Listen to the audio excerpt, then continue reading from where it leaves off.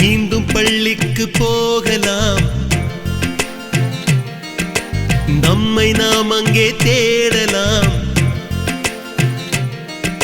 Slate குச்சி கடன் வாங்கலாம், ஸ்லேட்டில் பேர் எழுதி பார்க்கலாம். கொட்டு வச்ச வாத்தியாரை தொட்டு வணங்கலாம்.